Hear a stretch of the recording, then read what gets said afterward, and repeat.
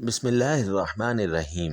ناظرین، پاکستان میں سب سے زیادہ چیز جو استعمال کی جاتی ہے وہ آپ لوگ اچھی طرح جانتے ہیں، وہ دہی ہے۔ دہی کے بغیر اکثر لوگ کھانے کا تصور بھی نہیں کرتے۔ حضور اکرم صلی اللہ علیہ وآلہ وسلم کو دودھ اور دہی بہت زیادہ پسند تھا۔ آپ صلی اللہ علیہ وآلہ وسلم اکثر اوقات دودھ تناول فرما لیا کرتے تھے۔ حضور اکرم صلی اللہ علیہ وآلہ وسلم کو دودھ بہت زیادہ پسند تھا۔ آپ صلی اللہ علیہ وآلہ وسلم اکثر اوقات دودھ تناول فرما لیا کرتے تھے، حتیٰ کہ آپ کو بے شمار ایسی احادیث ملتی ہیں جن کے اندر دودھ پینے کے حوالے سے ارشاد بھی فرمایا گیا ہے۔ آپ صلی اللہ علیہ وآلہ وسلم اکثر اوقات صحابہ کرام کے ساتھ بیٹھ کر تناول فرمایا کرتے، اور دودھ سے بنی ہوئی چیزوں میں دہی وغیرہ کا استعمال ہم لوگوں کو دین سے، دنیا سے، حتیٰ کہ ہر جگہ سے ملتا ہے، کیونکہ اس کے بے شمار فائدے ہیں، اس کے بے پناہ فائدے ہیں۔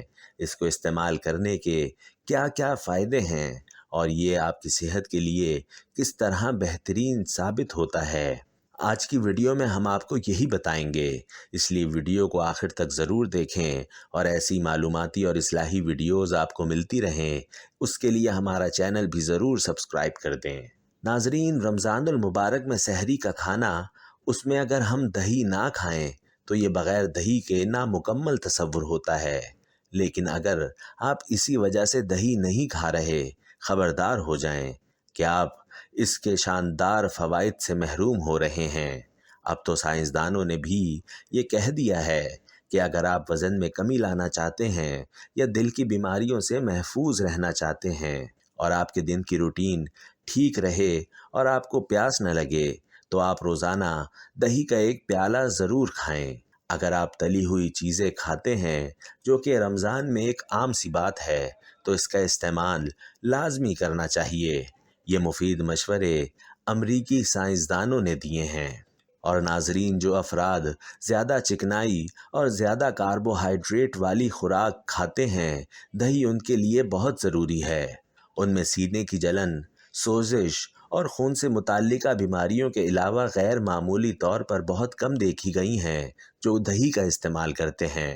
سائنسدانوں کا کہنا ہے کہ دہی خون کی نالیوں کو تحفظ فراہم کرتی ہے، اس طرح وہ زہریلے مادے اور فاسد مادوں کا خون میں داخل ہونا مشکل ہو جاتا ہے۔ اسی طرح موٹاپے کے شکار افراد کے لیے بھی دہی بہت زیادہ فائدہ مند ہے۔ دہی استعمال کرنے سے ان کے وزن میں کمی آتی ہے، وہ شوگر سے متعلقہ مسائل سے بہت حد تک محفوظ رہتے ہیں۔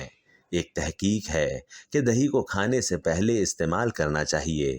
اگر آپ کھانے سے پہلے دہی کھاتے ہیں تو اس کے نتیجے میں کھانے کے بعد میٹابولزم بہتر ہو جاتا ہے، اور دل کی بیماری میٹابولک سسٹم کی خرابی کی وجہ سے پیدا ہوتی ہے۔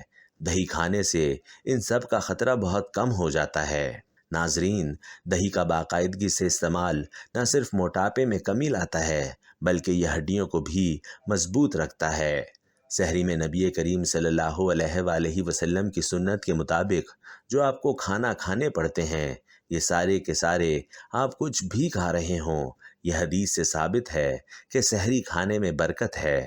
اس میں دودھ اور اس سے بنی اشیاء استعمال کریں، چکی کے آٹے کی روٹی استعمال کریں، دلیا یا باسمتی چاول یا دال چاول یا روٹی استعمال کریں۔ دہی توانائی کو برقرار رکھتا ہے۔